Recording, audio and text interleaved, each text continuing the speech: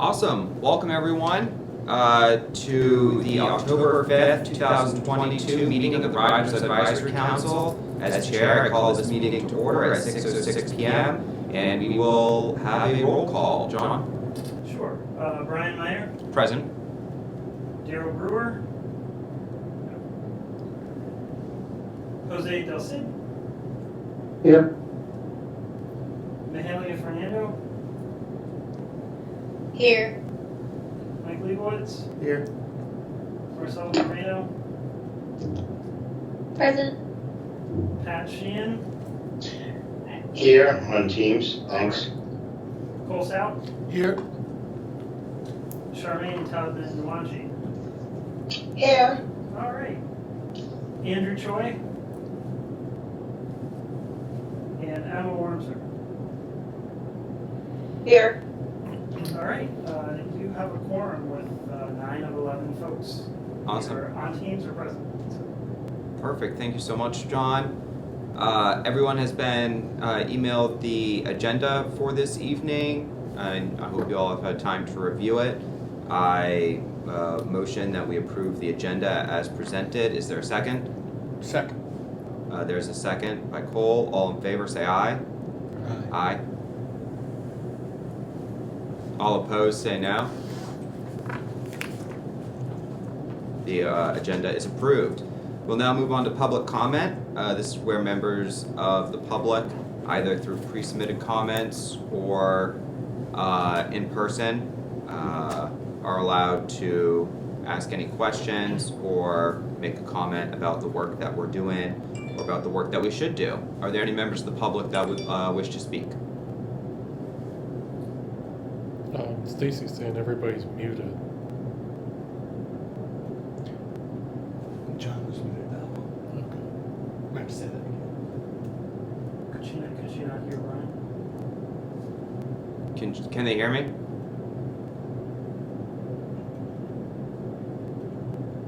Folks, Jose, can you hear me?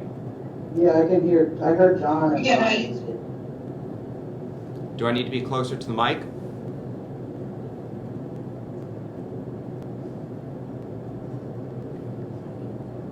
It's very hard to hear. It's quiet. So I may need to Okay, move please forward. Stand by.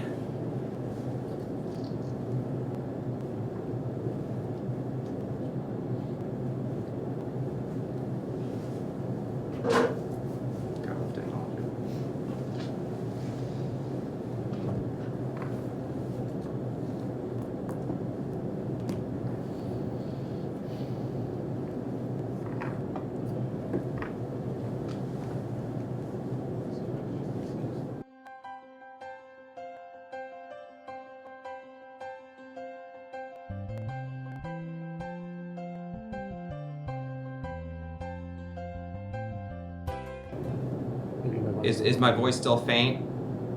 Jose or Emma or anyone? No, it's stronger now. It's better? Yeah. Okay. Okay. Then I think we'll resume back with the agenda. Are there any members of the public who would like to make a comment? And John, you don't have anything pre-submitted? No. Okay.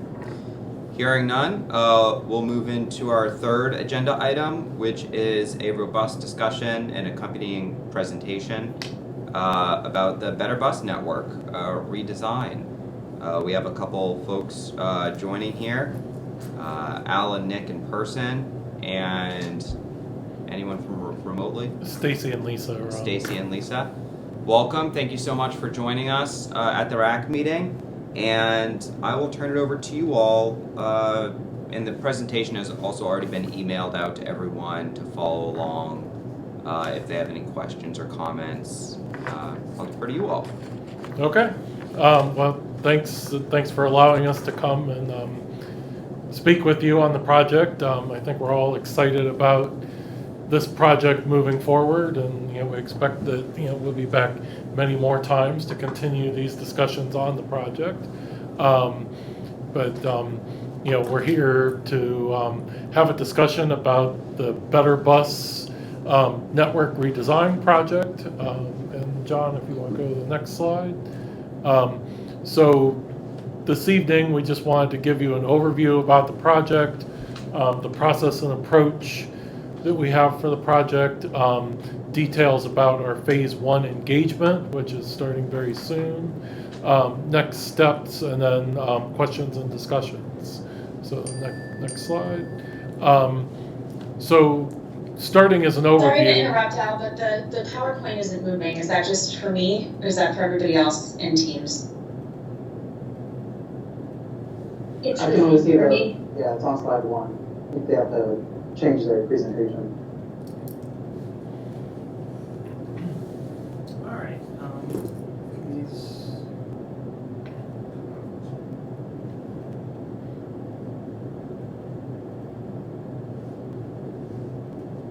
You might have to enable editing to put it in presentation mode.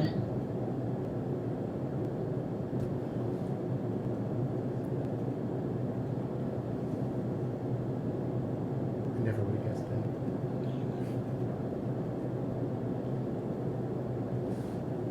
John, I think you might have stopped sharing. Yeah, I think you still need to share it on Teams.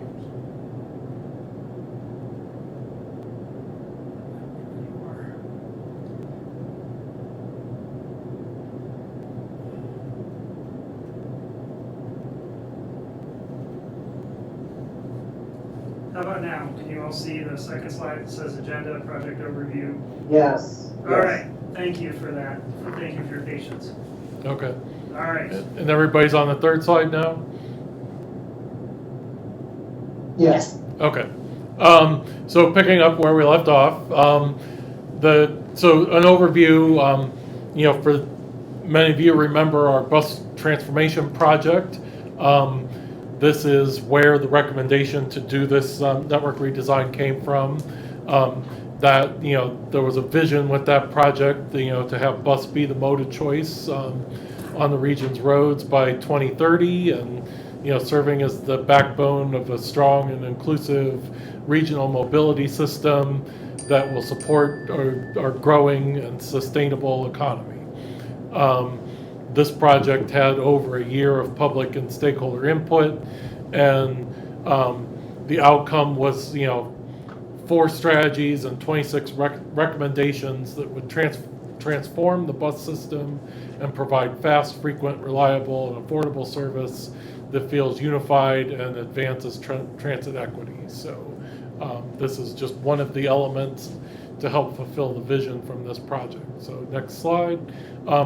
So the Better Bus Initiative. So the Better Bus, that's the branding that we have come up with to move forward with implementing these recommendations from the bus transformation project. So the network redesign is just one of the elements of this Better Bus Initiative, which also includes things such as priority lanes and signals, improvements to bus stop and shelters, improvements to customer information, transition to zero emission vehicles, and all those other sort of things to help improve the bus service. But the particular project that we're working on is focused on that network redesign element of this larger initiative to improve bus service. So the next slide.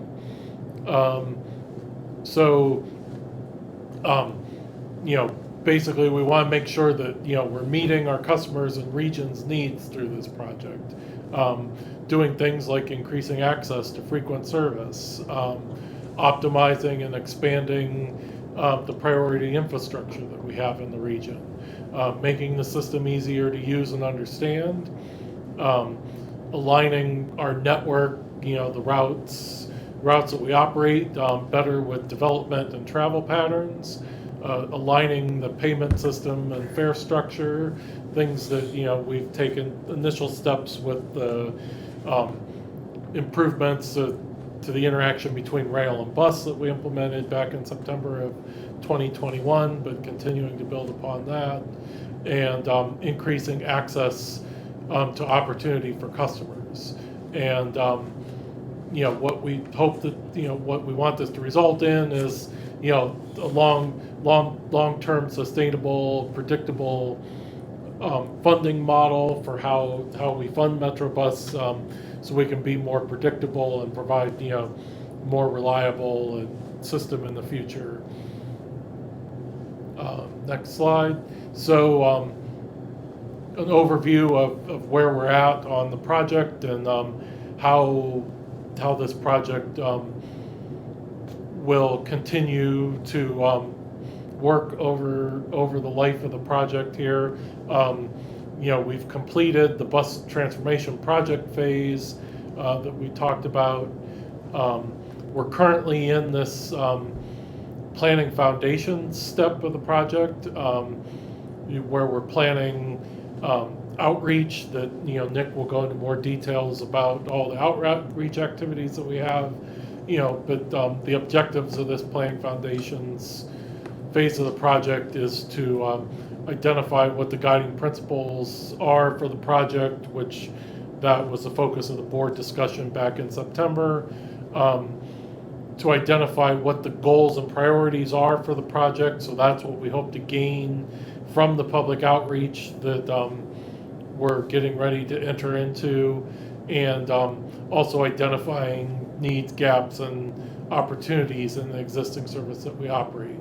After we get through that phase, we're going to move into a phase where we're going to develop network alternatives.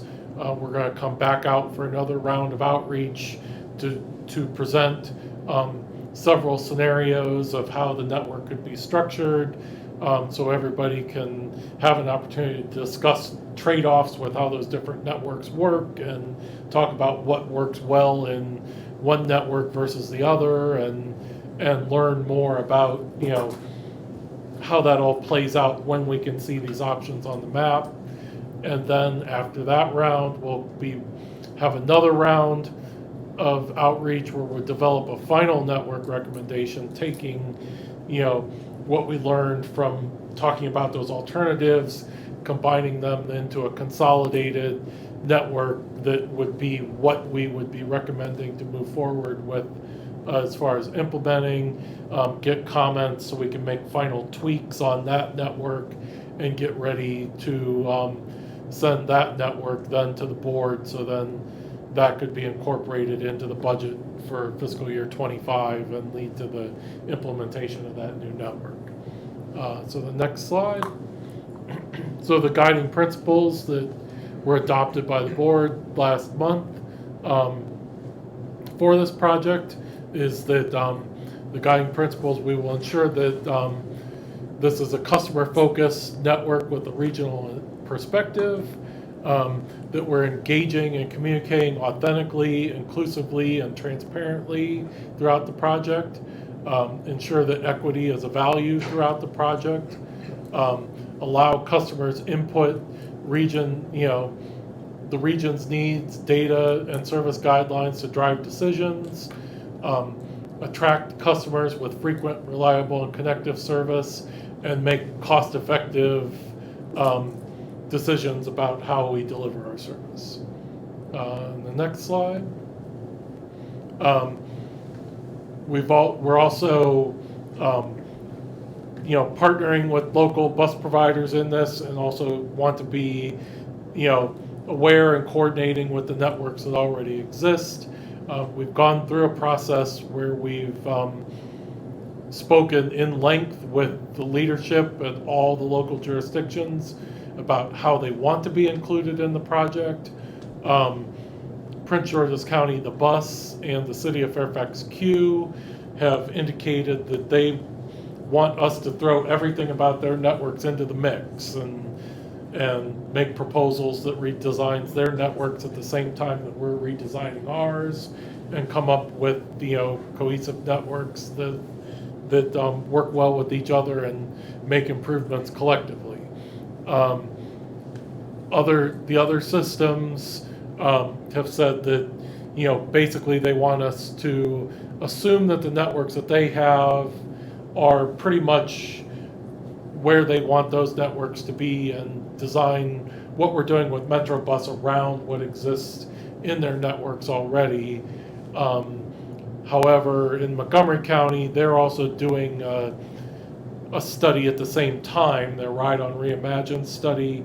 So we are looking comprehensively at both networks within Montgomery County, but Montgomery County is leading those efforts, and we're participating in their study, and the study that they're leading will make recommendations that will drive what our recommendations are for Montgomery County in our overall study that we're doing. So the next slide. So also as part of the technical,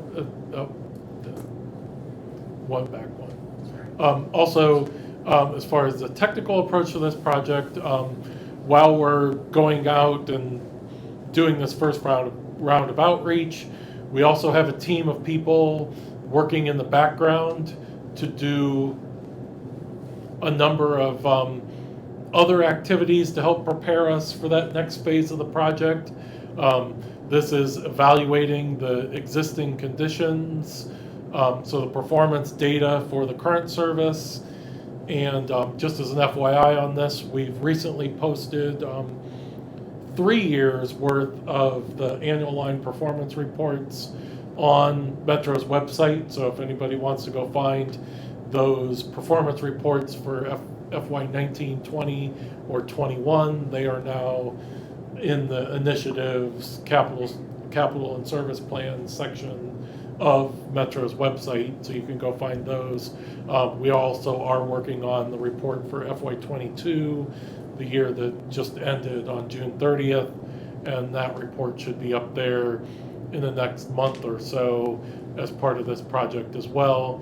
We're also working on a demand and market assessment, which is trying to take a look at data that will help us identify areas that are currently underserved, looking at data about how people travel not on transit to and from various destinations to help us inform where additional transit service might help fulfill those needs.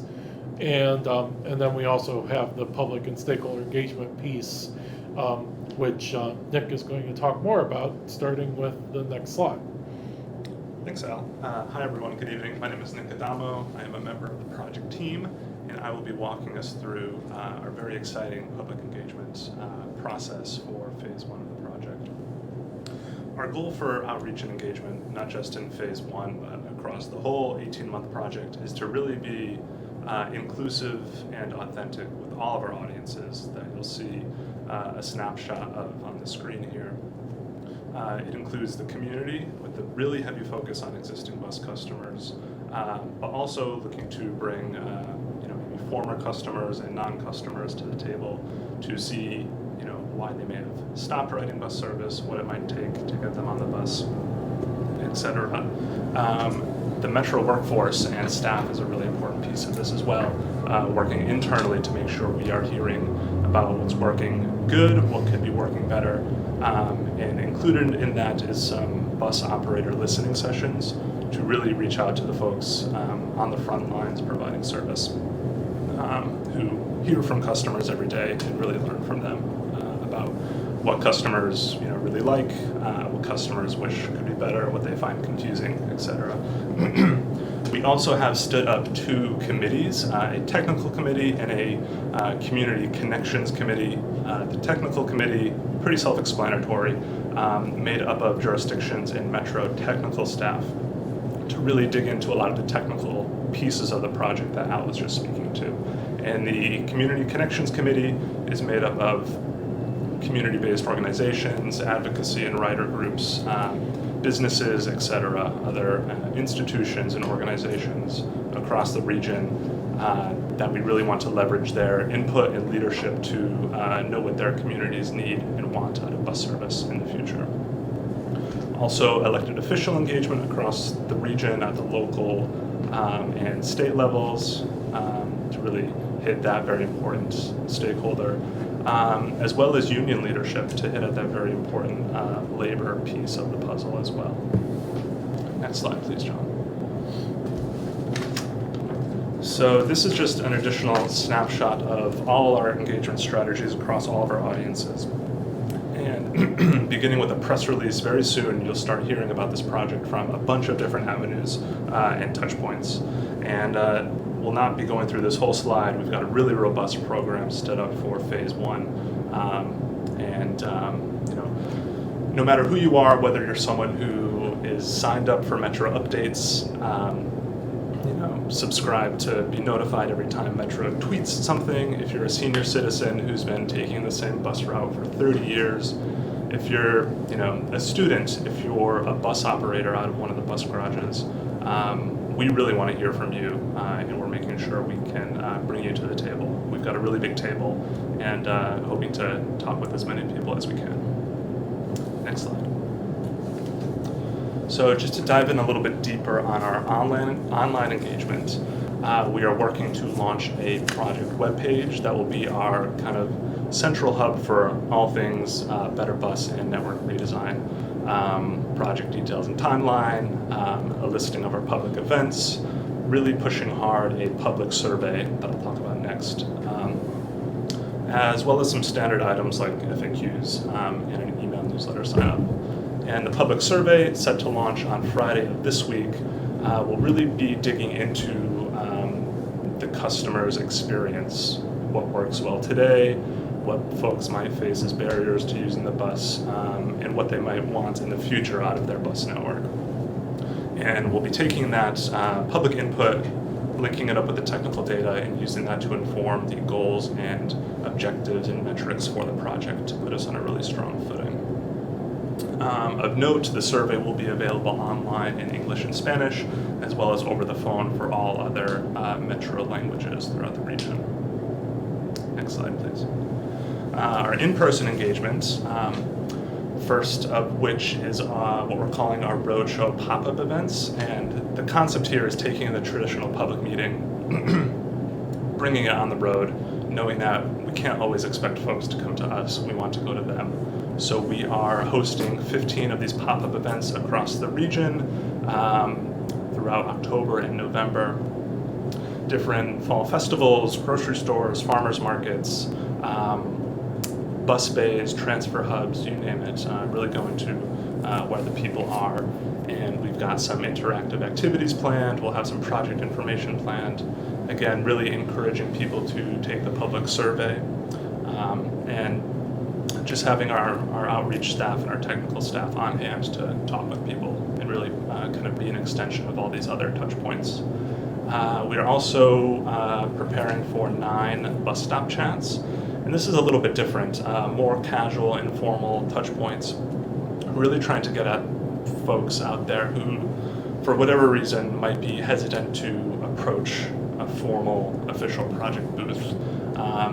Really stripped down, just our multilingual street teams out there meeting people while they're waiting for the bus, even if they have 30 seconds to chat with us as their bus is pulling up. We want to hear from folks out across the service area. Hopefully of interest to this group, we will be coming back next month to your November RAC meeting and bringing more of our project team counterparts to really be available and have small group one-on-one discussions, talking about whatever you all want to talk about and opening that up to the public as well to kind of serve as a open house of sorts to talk about what we're hearing, what we're learning, what folks want to see. Next slide, John. This is a snapshot of our pop-up event locations. You'll see the red dots on the screen there, and our listing of dates and locations. While we don't have them on the table here, the yellow dots on the map indicate our bus stop chats. And we're really excited about a media event that is occurring on October 14th at Anacostia Station to really, officially kick off this project with elected officials, General Manager Clark, and others. We really, hope you'll join us, tell your communities and your constituents that these are happening, and join us and partner with us and talk to people at these events. Next slide. And how you can help us. We are launching our project webpage this week. That will be our one-stop shop for all things Better Bus. We will also have a digital communications toolkit, really a standard tool that Metro uses across a lot of capital and service projects, with things like sample newsletter copy, social media copy, images, fact sheets, things that we want to use to disseminate, spread the word, get people involved in talking to us. The public survey is our really big centerpiece of this phase 1 engagement, and we hope you all will take it as customers yourselves, and encourage folks in your communities to take it as well. And again, spread the word and attend our pop-up events, sign up for our e-newsletter, etc. Okay.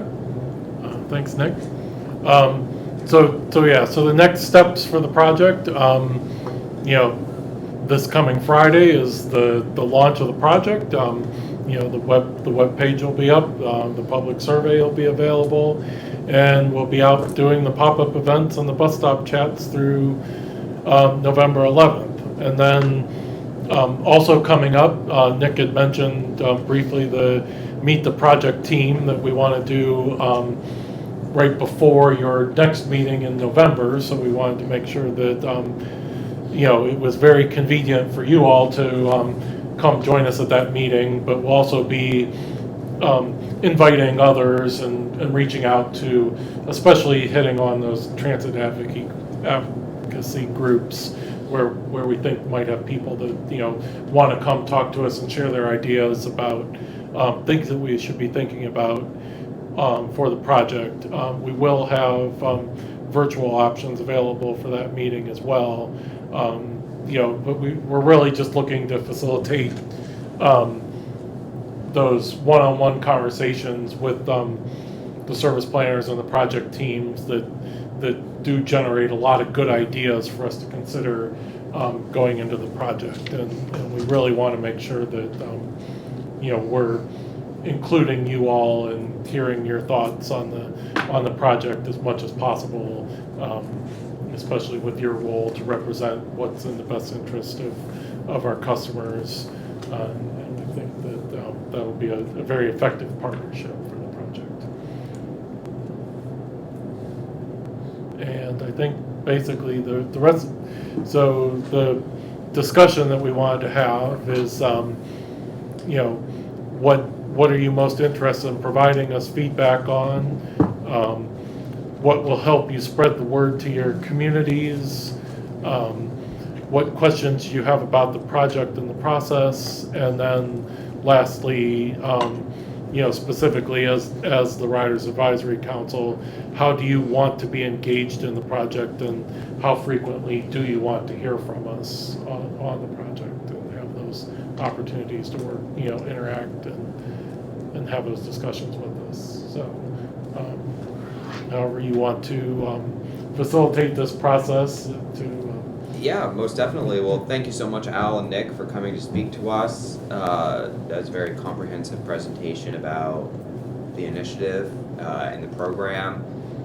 And, I'm really interested to see how the RAC can help support the efforts. I think it's very telling because as a share of pre-pandemic ridership, Metro Bus has always been the highest, right? And that just, obviously all of our systems are important, but this just highlights how important Metro Bus has been and will continue to be, serving underserved populations, trying to reach out to the entire metro region.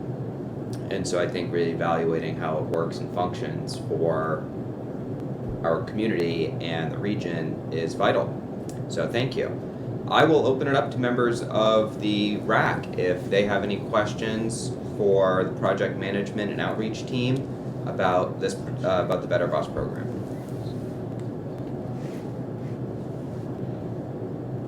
So a quick question for you guys about the feedback that you gather. So I think you're probably primarily seeking feedback that will help you design a new service, as you give to the service planners. And I think inevitably, especially in some of the public locations, you're going to get a lot of other feedback about Metro Bus. how do you plan on like sharing that with the wider Metro team so we can, make sure that things, whether it's like signage and all that, also kind of gets back into the Better Bus initiative? What's the plan for that as well?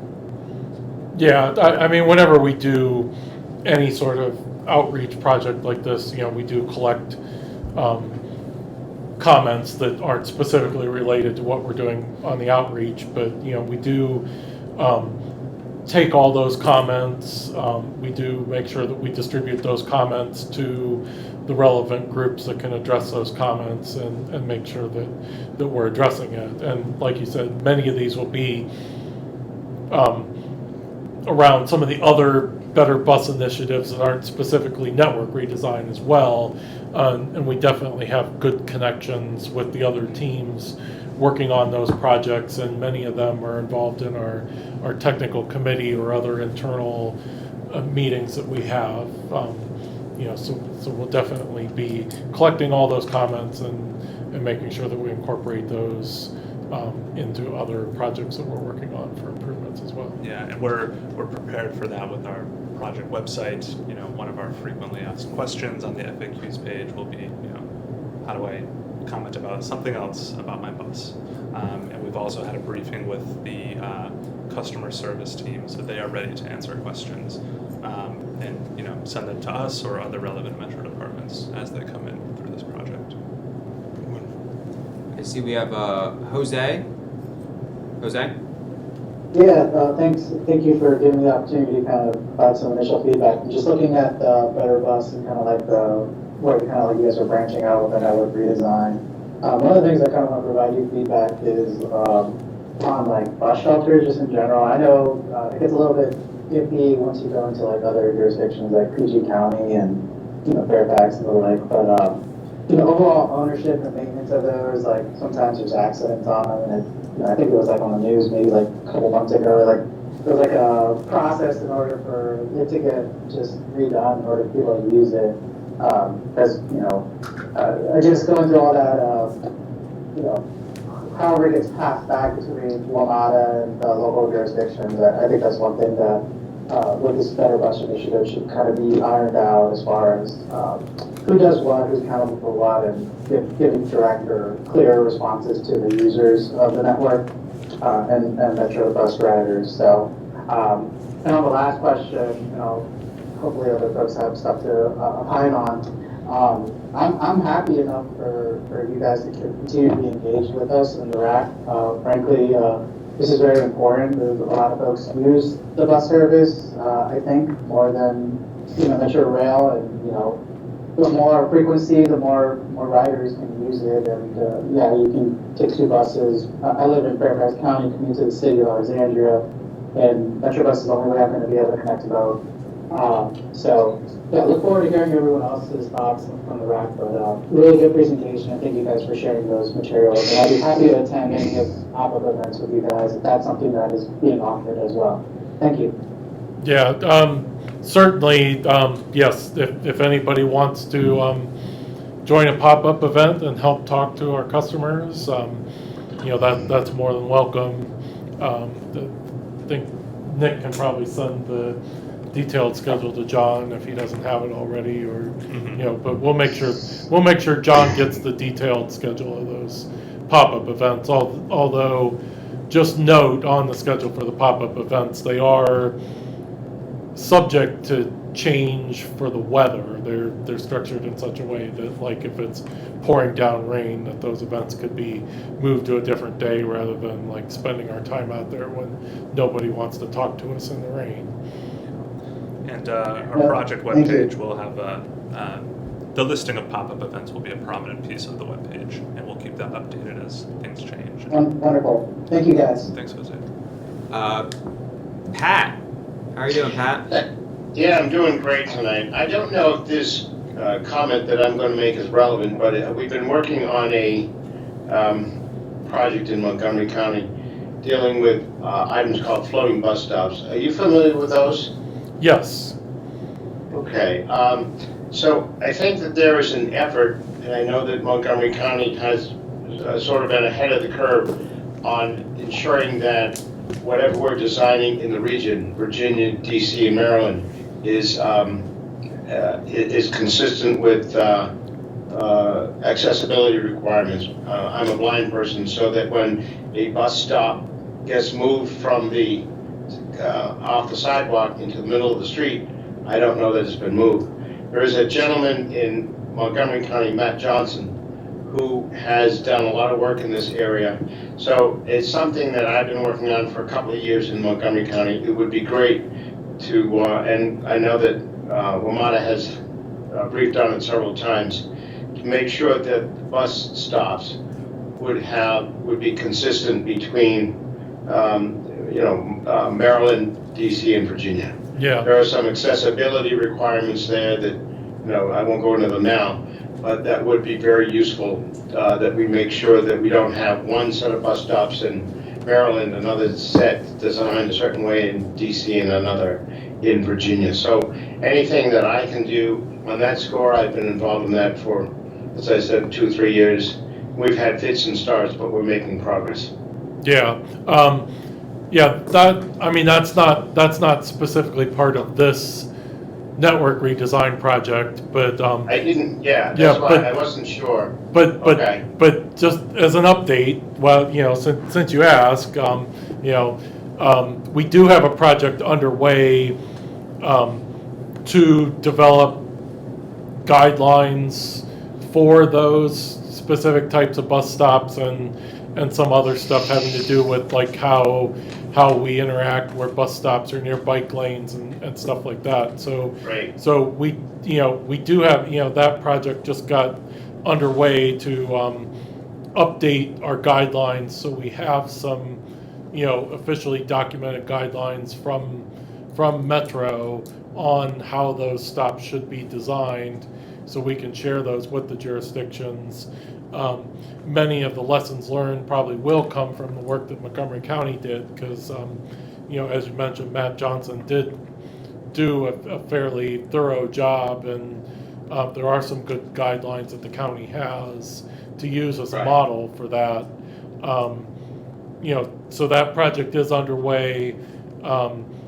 As you're familiar, we met with the Accessibility Advisory Committee on that several times, and as we further develop out adopting official guidelines for Metro on those guidelines, the Accessibility Advisory Committee will probably be one of the primary groups that we would use for feedback on what those guidelines are that we want to propose moving Beautiful. forward.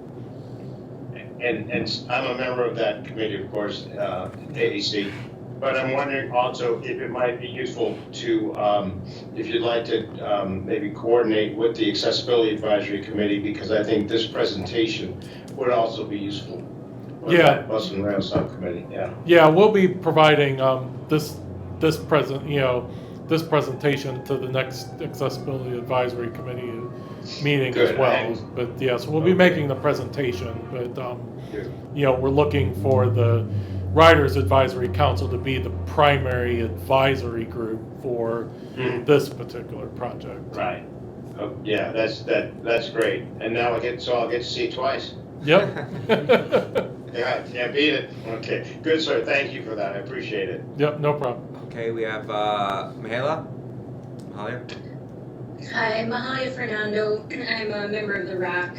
I live in Prince George's County, and I'll sometimes use the bus, which is the PG County bus service, right after getting off a Metro bus. You're collecting a lot of information from different user groups and stakeholders. Are there plans for knowledge sharing with other bus systems that supplement Metrobus, such as the bus or ART? Yes. All of those systems are members of our technical advisory committee, and the intent of that technical advisory committee is to really get down into the details of how this project is being developed. So, we'll be sharing that information with them through that technical advisory committee. We also will just be sharing that information through our regular coordination that we do with those agencies as well. Our our bus service planning team, which falls under my group. They have regular monthly meetings with the service planners from each of those local systems and continually share that information with them, and we'll continue to do so on the information that we gather from this project. Al, can I just clarify, I think, may I? So the bus, Prince George's County's the bus's inclusion in this bus network redesign project will ultimately result in not just redone Metro bus routes in Prince George's County, but likely also a change to Prince George's County bus routes. Yes. In the county, because that's how they're included. Prince George's County is sort of all in on this project. I can't see the slide, but it's in the deck. It talks about how the different levels of participation among the different jurisdictions. So as an outgrowth of this project, not only will there be a redesign of Metro bus routes in Prince George's County, but also the bus routes in Prince George's County. Yeah. So yes, specific to Prince George's County, their transit planning staff is involved in the project at even a higher level than the technical team. We're currently having weekly meetings with the Prince George's County planning staff because we are redesigning, their network is being redesigned along with our network as part of this project. And so everything that we're doing for Metro Bus, we're doing the exact same thing for Prince George's County, the bus service, and their staff is at the seated at the table with our staff going through all that stuff at the same time. We're working as partners on the project. Gotcha, thank you. Yeah, I saw the slide. I wasn't quite sure about the levels of engagement, but thank you for clarifying. Yep.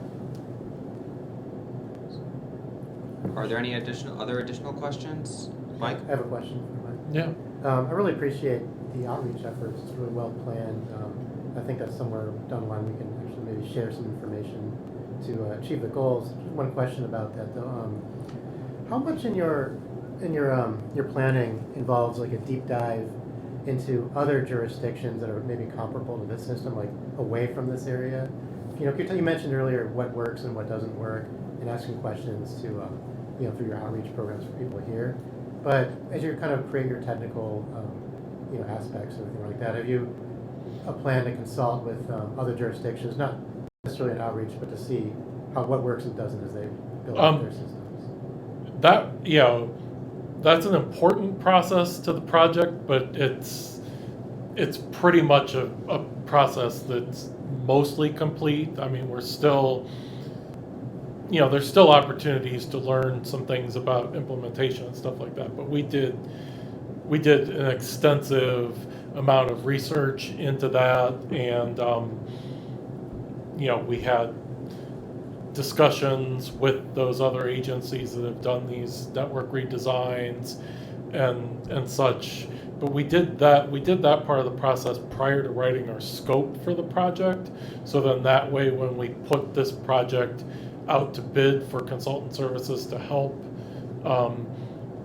implement our particular project, we're taking all that into account based on how we wrote the scope for what the consultant team bid on. So we weren't asking the consultant team after they were awarded to include that sort of research as part of what their work was, because we did that internally prior to the project, and we also had we had like three sessions with the transit planning staff from all of our local jurisdictions to go through the scoping process and lessons that we learned from other systems, things that we wanted to include in the scope. So that was part of the project, but it's part of it. It's a phase that we're pretty much, we're using those lessons that we learned to develop what we've presented to you today, and all that was sort of accounted for in that. Thank you. Are there any additional questions? Cole? Yes, Nick, I think on one of your slides, I saw that there was a digital communications toolkit. Mhm. Is that just available for anyone to download on the website? That Mhm. will be? Yeah, that'll be fully public. It'll have, fact sheets, rack cards, kind of smaller promotional materials that will also be disseminating at the pop-ups on board buses, things that, organizations or jurisdictions can take and repurpose, to send on their Twitter page, their email newsletter to their subscribers, which is really to amplify the reach through the materials that we've already developed. Thank you. And I do have a question, and maybe this is getting a little bit into the weeds. So obviously a lot of this work is going to be happening concurrently with the proposal, adoption, and realization of the FY24 budget. And we inherently, as with any budget, there's going to be fare and service changes that are going to be associated with Metro Bus, just like Metro Rail and Metro Access. How much do you anticipate what's happening with the rest of FY23, but also FY24 impacting the work that you're doing? Right now we're moving forward with this project, assuming that we have the current level of resources to plan for what this would be the FY25 service plan. Okay. And then that also includes the projected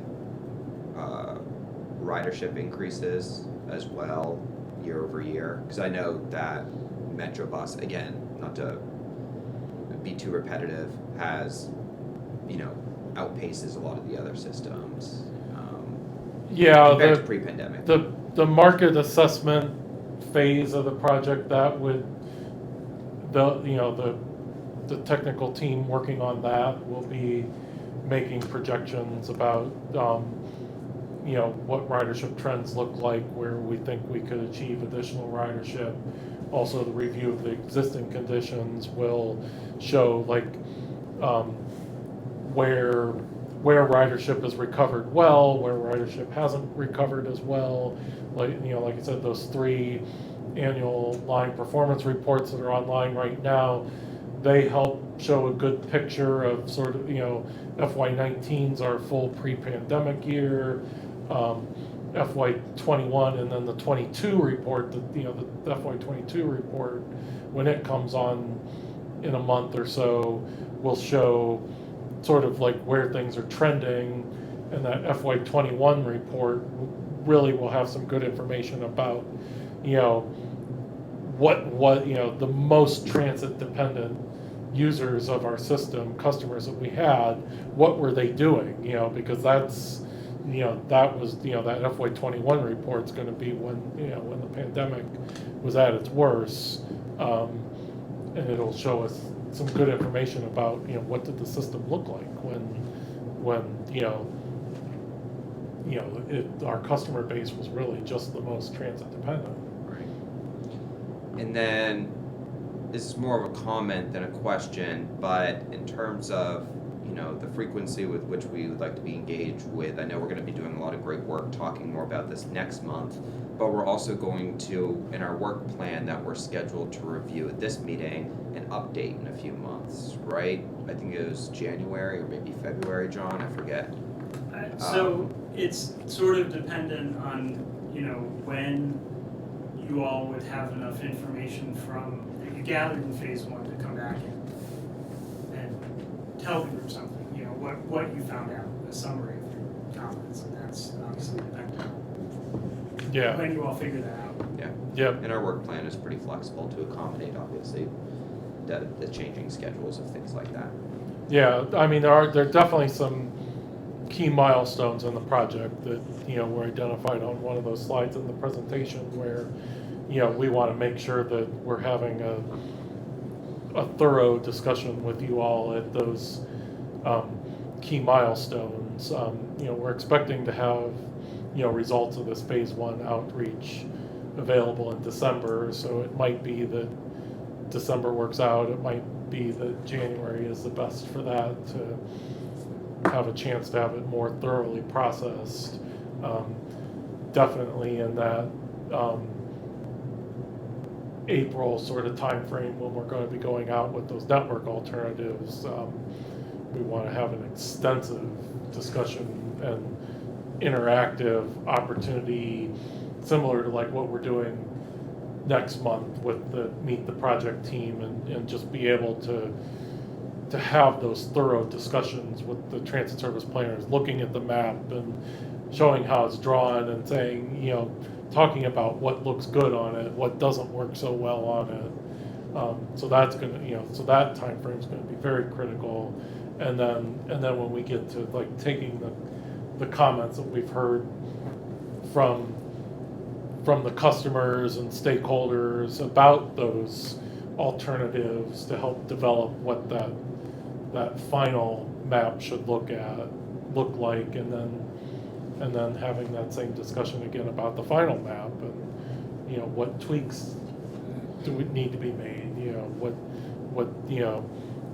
what did we maybe overlook that we need to tweak on that final map to just get it where it needs to be successful. Yeah, I think important to note that all the approaches for engagement that we just talked about is for phase one, which is one of 3 phases. So in this immediate fall term, that's all we're doing, and we will be coming out in some equally robust ways next year as we, you know, develop the actual networks too. Perfect. Are there any other questions from members of the RAC?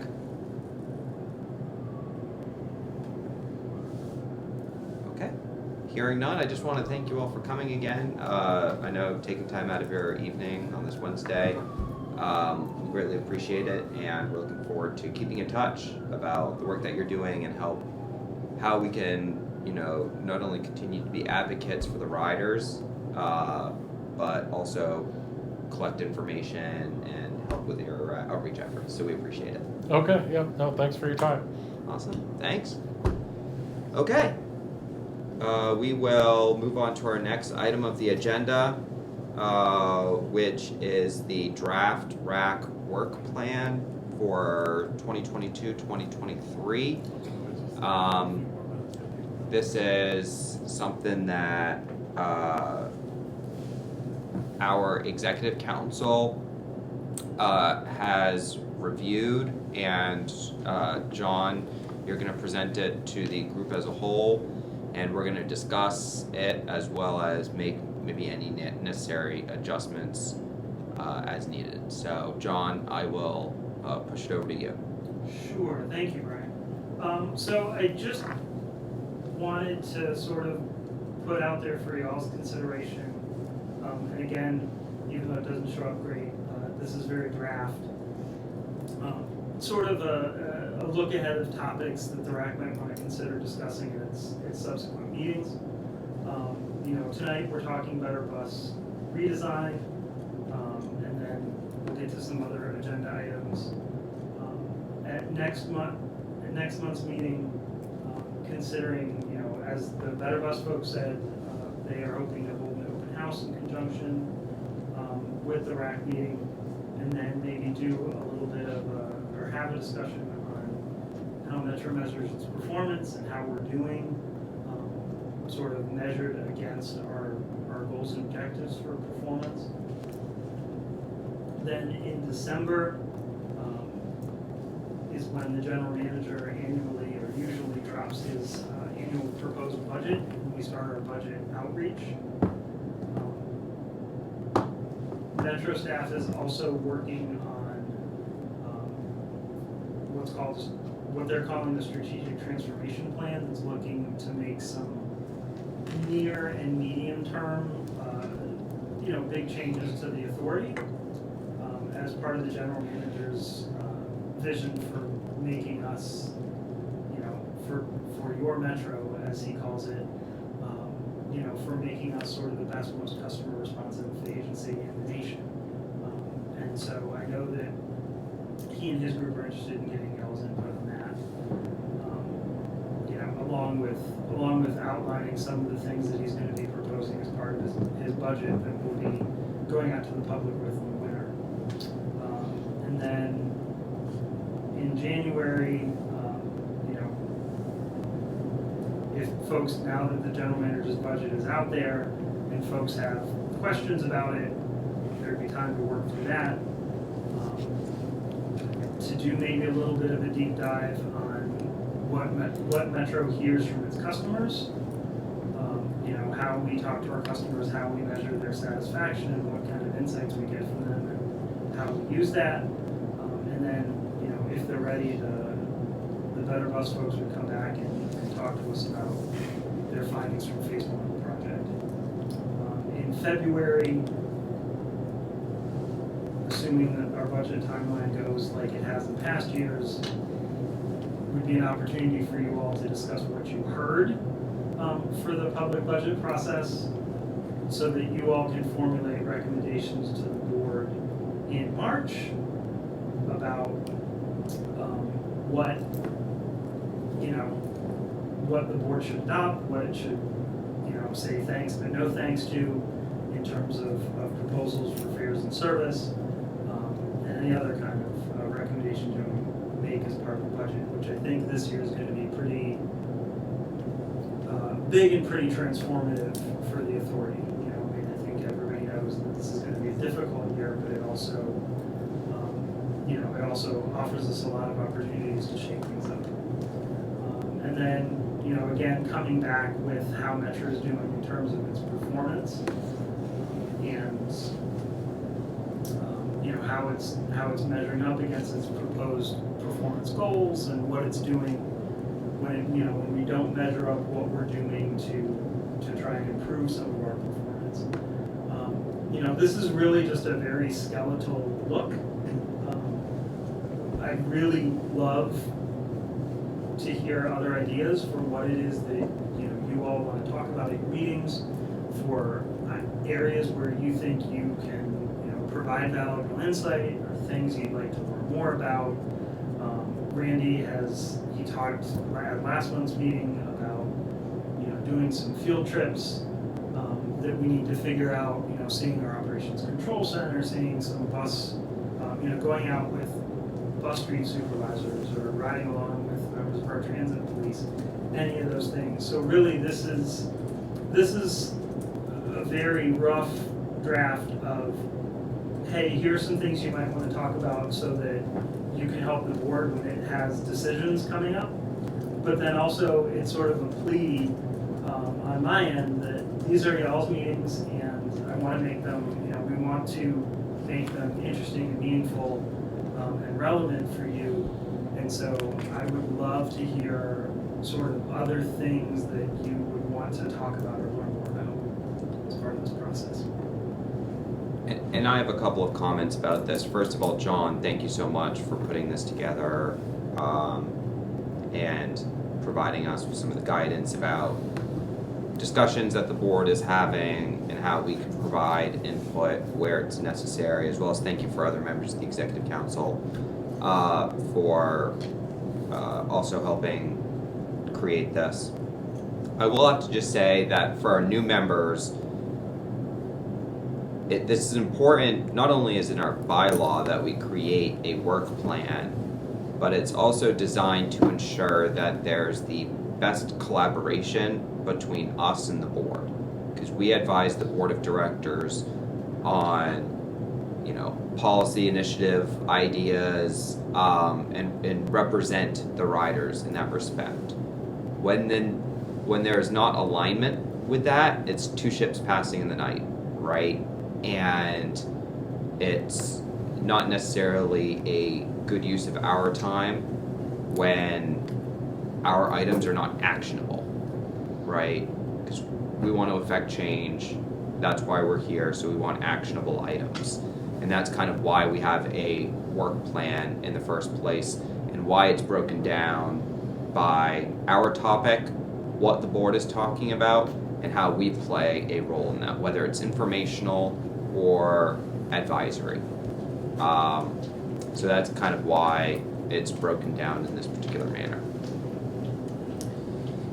I think what, you know, knowing that everyone has received a copy of this beforehand and we just reviewed it, I think if anyone has any particular comments or questions about it, this is a great time to do it.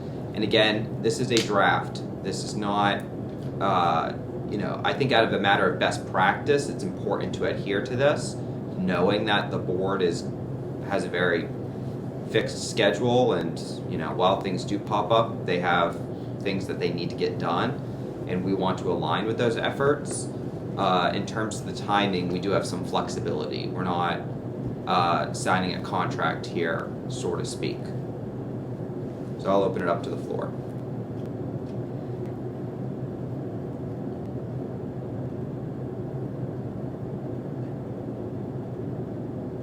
Jose. Yeah, John, I think this is a pretty good draft work plan. It kind of keeps us honest about what the next couple months is going to be, especially with the budget.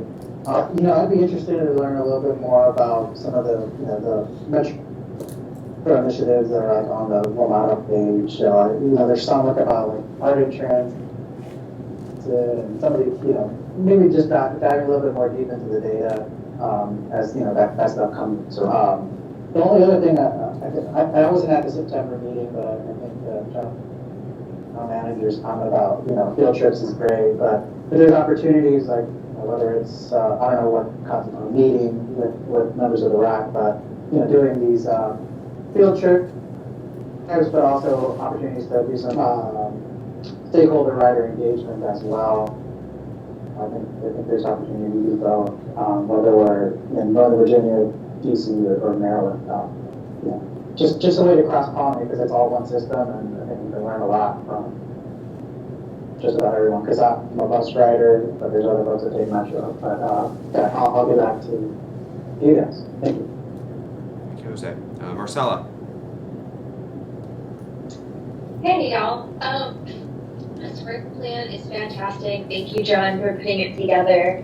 I think one thing that I'd like to, do a deep dive in is this bus network reimagination or redesign, and kind of echoing Jose's thoughts that he just gave and the ones he gave after the presentation. If there's a way for the RAC to get involved with that stakeholder outreach, I think that could be really valuable. Since the bus is such a critical part of the system, especially as we're navigating all of the Metro Rail issues.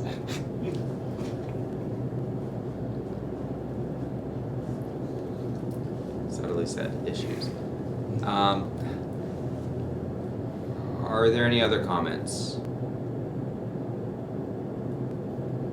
I will say, John, personally for me, I think the FY24 budget recommendations from the RAC, we may want to move up a month. I think, because once Finance and Capital has their meeting in early March, I feel like things are starting to solidify at that point, and us having like a week in between our recommendations, or even maybe just a couple of days, I don't even know, I need to look at the calendar. I think we may want to move it up a month, in my opinion.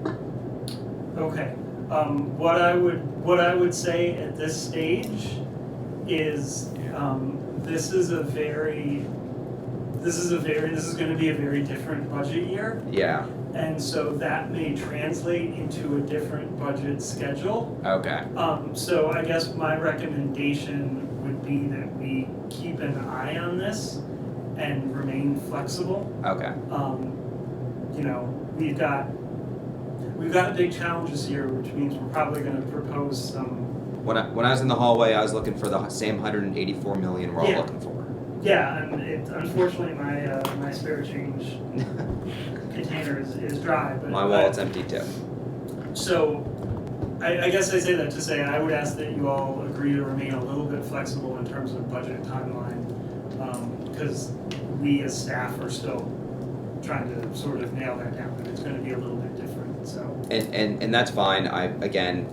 Just to reiterate what I said, and I'm not signing a contract here by us approving this draft work plan. But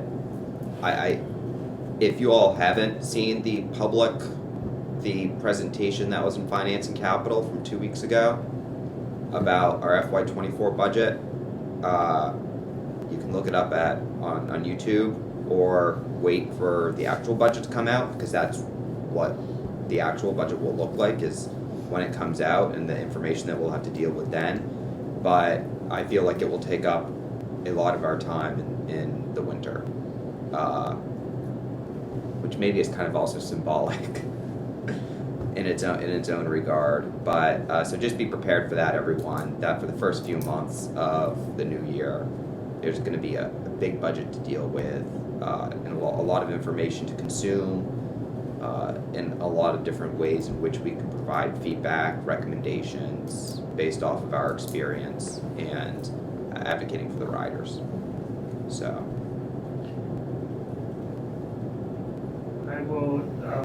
I will send a copy of that presentation out, and then I believe that next week the board's going to have some more discussions on the budget with, I think, some information that may be even more directly interesting to you all as riders and rider representatives. So, as soon as that is available and I can send it out, I will do that. Brian, this is Pat. Hey, Pat. And I know that in the past, right alongside with what goes on with RAC, AAC looks at the budget too. It would be great if we could be coordinating recommendations and share our thoughts back and forth between the two committees as closely as we can. Because I agree with you, that's going to be sort of a priority for disability groups also. And it's always more powerful when we can go with joint recommendations and joint set of priorities. Agreed. It adds even more voice to the recommendations. And John, I have a question for you. Obviously, the budget is really two different things: the capital and the operational. I forget, my memory's fading me from last year. It's largely going to be operational, our recommendations and discussion in nature? I mean, I would think so. Okay. Just because those are things that, are most immediate in terms of, what service do we operate? How often does it come? Where does it go? How much does it cost? Right. Yes, the capital program is a little bit longer term and maybe a little bit less immediate, but it's also impactful, just maybe not as directly, right? If you're riding on an old bus or, enduring through an 8-month rail line shutdown, it is certainly impactful to you, but, so I think it's a little bit of both, but probably a little bit more focus on the operations. And if I could just add one more thing in, he wasn't able to be with us this evening, but Brian Dwyer, the Chief Operating Officer, said he plans to sort of be a regular attendee at these meetings. So, if there are things under his purview as Chief Operating Officer that, I think maybe that's something that can be a regular agenda item to coordinate with him as well. So that's his wheelhouse, and he said he had something come up tonight that he plans on being a regular attendee. And he asked me to pass along any comments that came up that were relevant to COO. So Okay. And again, I'll say it one more time, this is y'all's group, and so if there are things that you want to explore, that we can put out there to make our agendas and information more relevant and meaningful, please do not hesitate. And just a reminder again, April 2023, we'll be electing a whole new leadership slate. Well, not necessarily, it's new for the new year. Some of the individuals may stay depending on if they want to, but that's another thing that we'll be doing again. Yeah, I think obviously with some of those asterisks and, just giving us that extra level of flexibility to maybe adjust this timeline, especially when it comes to the FY24 budget, as it comes to the work of the Better Bus Network redesign, as well as the addition of, I think, opportunities for us to attend community events or outreach initiatives. Not that necessarily needs to go in the work plan, but kind of having that as an addendum to the work plan.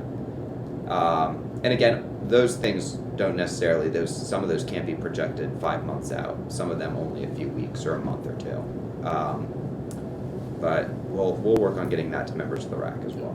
And April and June, where you did not have anything on your calendar, are probably going to be times based on our current schedule where we can have a significant discussion on those network alternatives. April being when we can talk about what those alternatives are, and June talking about, like after we did the outreach on it, what did we hear from the customers about all the outreach on all those alternative plans. And the plus side is going to be the transition into spring, and so everyone's going to be happy. Yeah.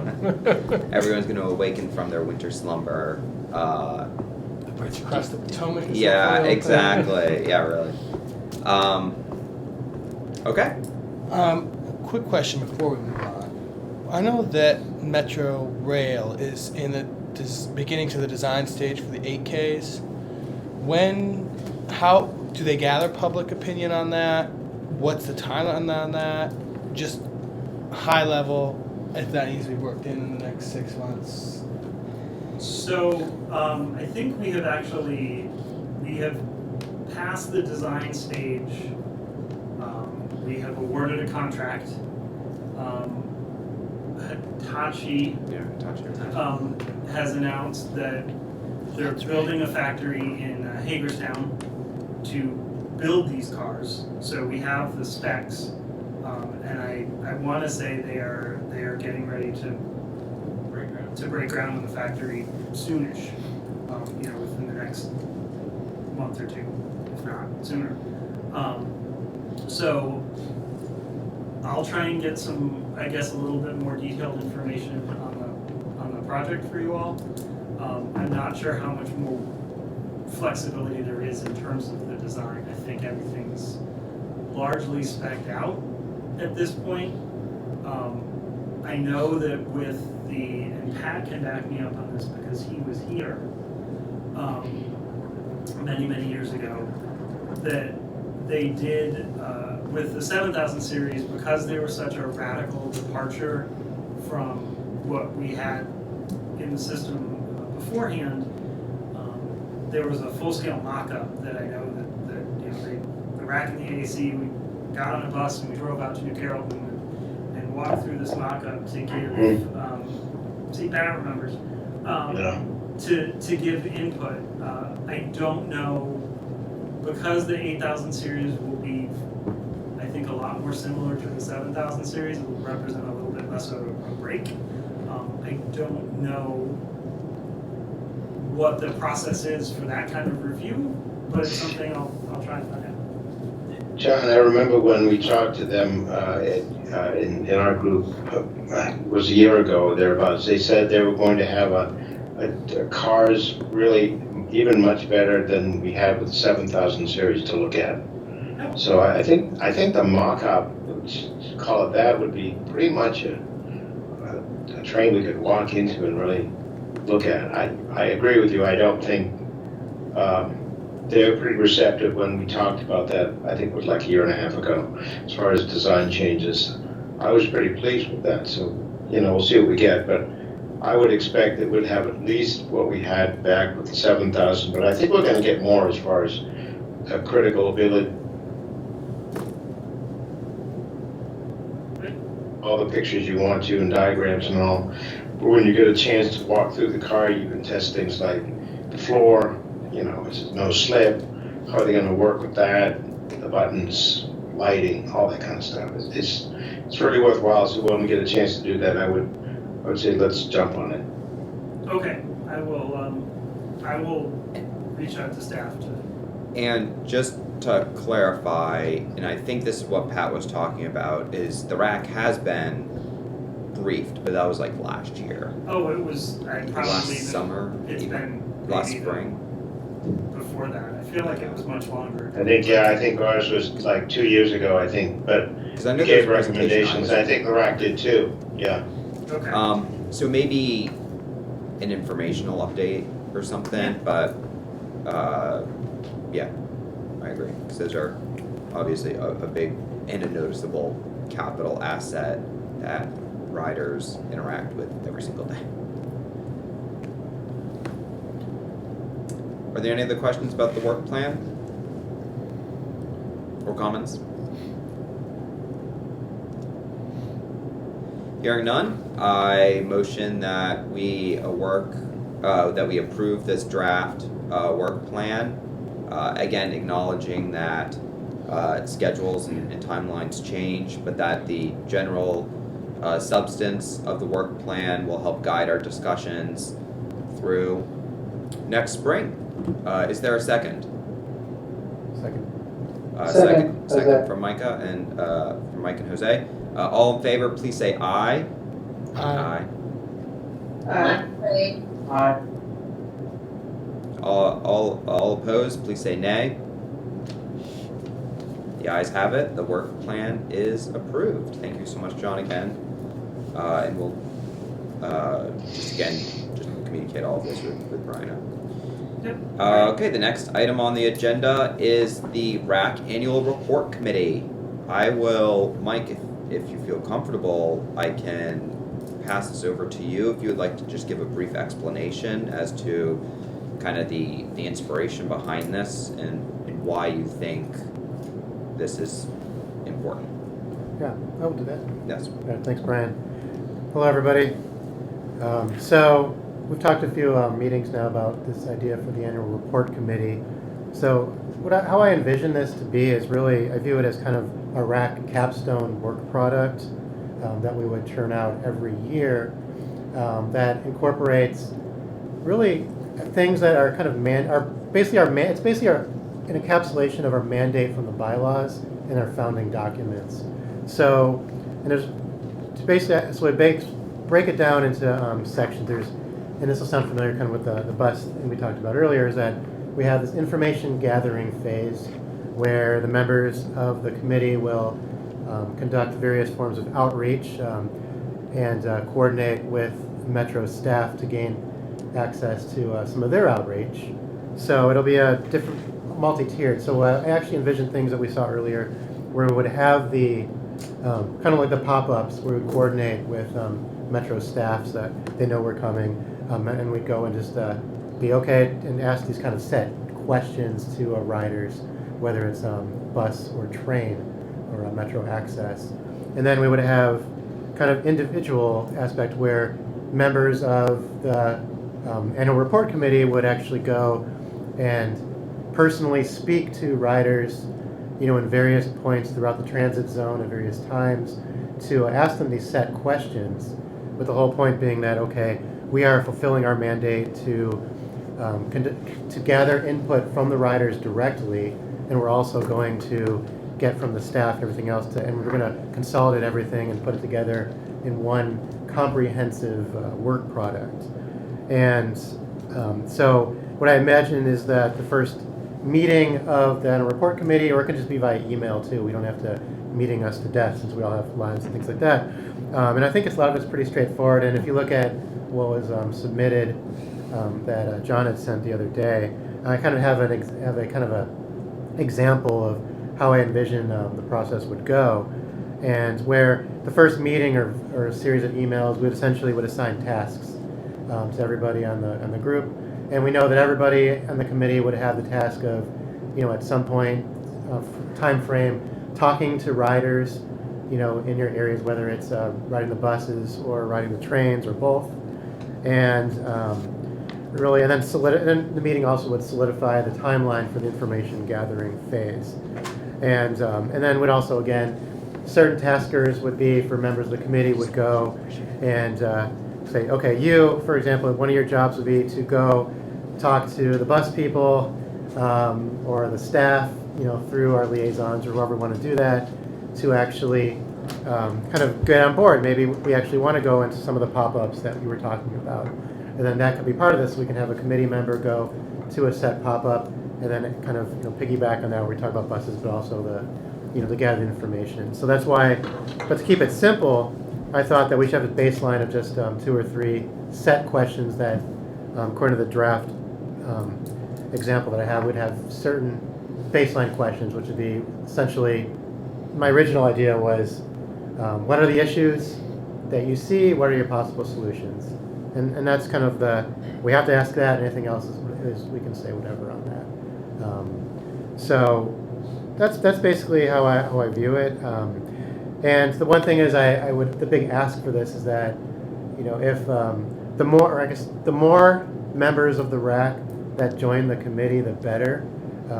The draft that I wrote up, I think we have to have a minimum of 4, but I think we need to have more, to be honest, because the whole point of this is to advise the board, the staff, and relevant stakeholders, and we make it a public document. So we want to include as much and incorporate as much information, as much rider feedback, as much informed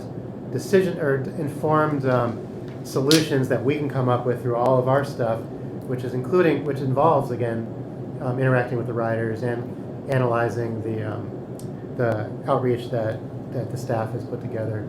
And the more people that are actually going out talking to people, whether it's metro access, whether it's the trains, whether the buses throughout our jurisdictions, I think the more we can do that, the more comprehensive, the more effective it can be, because the ultimate goal is then we put together the written report, we make it public, and then the chair would then go and would present it, would present it to the board publicly, and then they would use it as they want to use that. And I think from there we can incorporate other things depending on the timeline, things that we've accumulated throughout the year, whether it's budgetary recommendations and things like that, so we can really make it as all-encompassing as possible.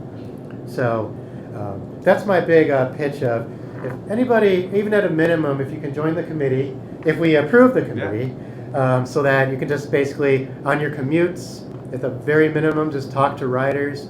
And there is a social media aspect as well, and I wrote it down, I'm not going to repeat it here for unless someone wants me to kind of explain in more detail, but where we can get the social media online, get a designated RAC email account so that people can send us emails directly that answer our specific questions and whatever else they want to say.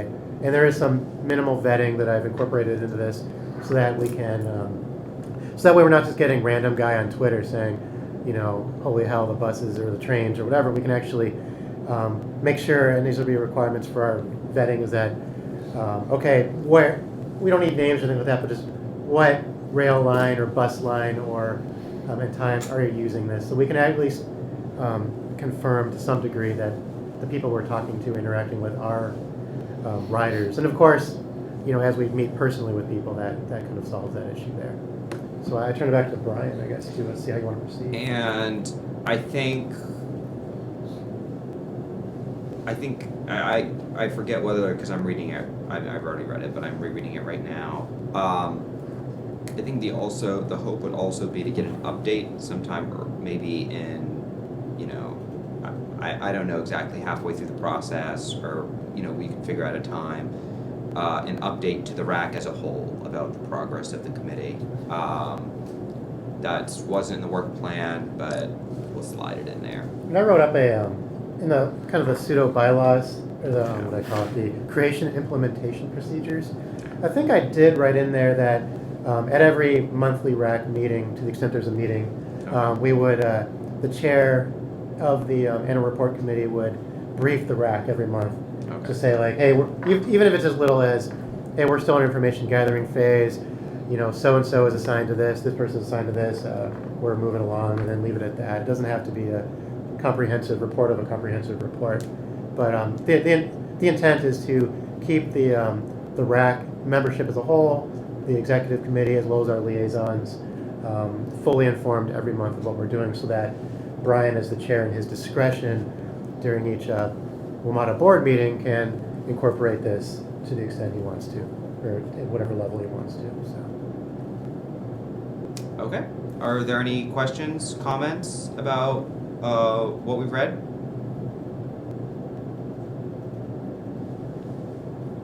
I put the rack to sleep. So I've done my job.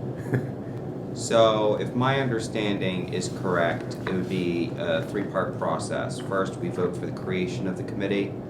Then we recruit or ask for volunteers to comprise the committee. And then from that, I think it said that the RAC as a whole would elect a chair from those people that are part of that. And then you all would be good to go to start your work. That's correct. And since I have this creation implementation procedures, there was a kind of a draft question there. I propose maybe if we want to adopt kind of what I wrote up in this, where that part where it's in highlighted, we just stick with my original baseline questions. We can always amend it as needed. That way we can just get it off the ground with some. Section 2, Part 4. I created a clean copy. Yeah. So yes, it would be exactly. Yes. Okay. So that would be my my suggestion, just so we can get it moved. If to the extent the board or the RAC agrees. That's fine. I think, yeah. And frankly, I forget what I said that night as well. So everybody else, Bryna and Brian told this to me as we were walking onto the train after the last meeting, and I didn't have a pen. My memory used to be good, but it's not anymore. Okay. I motion that the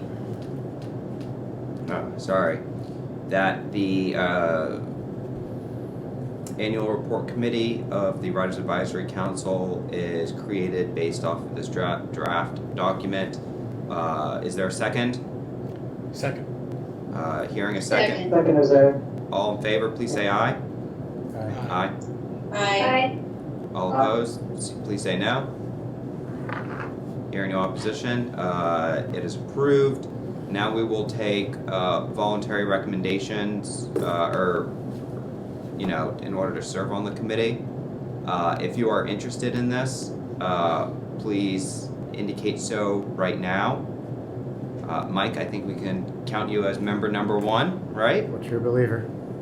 And I think also one of the values that we have is to ensure that there's a fair representation across the jurisdictions on this council, as well as various modes of transportation, whether it be using Metrobus or Metro Rail or Metro Access. Marcella, I have you, so we will have you on this committee. Jose, we'll have you on the committee as well. Sweet, thanks. Mahalia, we'll have you on the committee. Alright, let me just, Jose, Mike, Marcella, Mahalia. Okay. 1 second. So that gets us to 4, correct? If I could throw in a pitch that if you join the committee, you don't have to attend meetings other than read some emails, and the big ask for the people that are on the fence would be if you can just talk to people on your rides, your commutes, I think we would be happy with that, because I think that would ensure getting a more diverse group of riders from around the city. So far. And Pat Sheehan would join the committee to specialize on disability issues. I was going to ask you personally, so thank you so much. Yeah, I think that's so important. That is kind of my role, being on this committee, to coordinate with what is being done on the AAC. So, and we do an awful lot of outreach. So, disability issues, we got an app for that. And honestly, we couldn't do this without disabilities. Yeah. That's perfect. Thank you. Good. Okay. So, John, can you repeat the names? Sorry. Right now I have Mike, Jose, Marcella, Mahalia, and Pat. Are there any other members that wish to be on this? So we have 5, and all 3 jurisdictions are covered. You can go ahead and add me to the list as well, John. And Cole. Alright, we're up to 6. This is happening. That's great. Perfect. Hearing that, I motion that we approve that slate as articulated. All in favor, say aye. Aye. Great. I motion. Okay. The slate is approved, and I motion that the RAC appoints Mike Leibowitz as chair of the annual report committee. All in favor, say aye. Aye. Aye. All opposed, say no. Hearing none. Mike is the chair of that committee, comprised of the individuals that we approved using that draft document as guidance to your work. Perfect. Thank you. I just say that for the members, I'll send. How about I send you an email, CC Brian and everyone else, because we keep everybody on board with that, and then we can figure out the next step, whether we need a meeting or just do it via email. Through we'll set it up via email to begin with. Perfect. Thank you so much. Happy to host something virtually. Are there any other questions or comments about the RAC Annual Report Committee? Hearing none, we'll move on to our 6th item of the agenda, which is announcements and new business. Do any members of the RAC have any announcements or new business items that they would like to discuss? John. Sorry to hone in. I just wanted to presence this, and if you were paying close attention during Al and Nick's presentation, they are planning on, in conjunction with the RAC meeting, hosting this bus network redesign open house. For logistical reasons, in order to have our space set up and be able to do this, we're proposing pushing the RAC meeting in November back by a week, from November 2nd to November 9th. And so I just wanted to sort of presence that and make sure that there's no big freak out, I guess would be the technical term. I don't know if you all need to vote on... Is anyone freaking out over that fact? Hearing none, I think we're good. So just FYI, you have our next meeting, the RAC's next meeting would be the evening of November 9th. Same that time, same that channel in terms of format and all of that. And hopefully we'll get some bus customers here to chat with, and you'll also be able to talk with the piano project. Not a new business item, but just a general announcement, just an update on what I've been doing. 2 weeks ago, I was at the Board of Directors meeting, as well as the Finance and Capital meeting as well, but I presented RAC's report at the Board of Directors meeting, and then last week we had our grand ceremony opening celebration of Metro headquarters. And so it was great. Mayor Bowser and Congresswoman Norton was there, as well as various members of the Board of Directors. We're in this beautiful building. I encourage everyone who has not been here to come by. It's great to help support the work of staff, and certainly a much better facility than what you all were in previously. So, and it's also great, we have snacks here, snacks and drinks, so you're missing out. Yeah, so just feel free, all meetings are going to remain hybrid. If you'd like to stop by, I'm sure we could also just arrange that. But come and see the new home of WMATA. That's all I have. Are there any other announcements or new business items?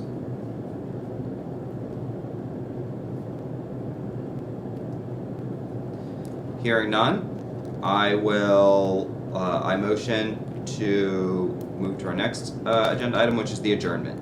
So I motion that we adjourn this meeting of the Riders Advisory Council on October 5th, 2022 at 7:41 p.m. All in favor, please say aye. Aye.